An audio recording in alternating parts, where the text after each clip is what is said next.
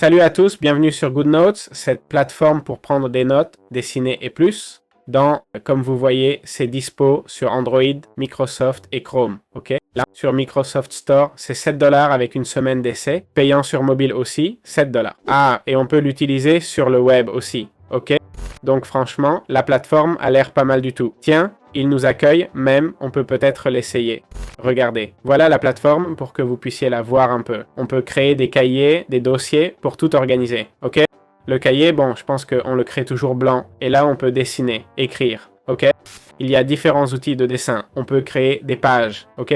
Et voilà, cet outil est aussi disponible pour Mac, ok? C'est là où ça devrait cartonner, non? Et voilà, on nous donne cette possibilité d'écrire, logique avec un stylet, non? On peut écrire librement et ça reconnaît notre écriture, ok? Pour dire, ben, le truc classique, quoi. Comme ici, tu écris Astron et quoi? Tu voulais écrire quoi? Eh bien, on a une bibliothèque et tout. C'est basiquement un outil pour prendre des notes, ok? On va voir les avis, j'aime bien ça.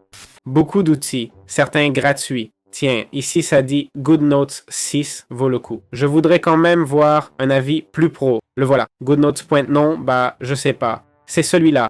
Il a 3,6. Voyons, je pense que c'est la meilleure app. Une étoile. J'ai payé pour l'app et je l'ai perdu après la mise à jour. La pire appli. Et bon, c'est un peu exagéré de l'appeler la pire appli. J'ai tout perdu.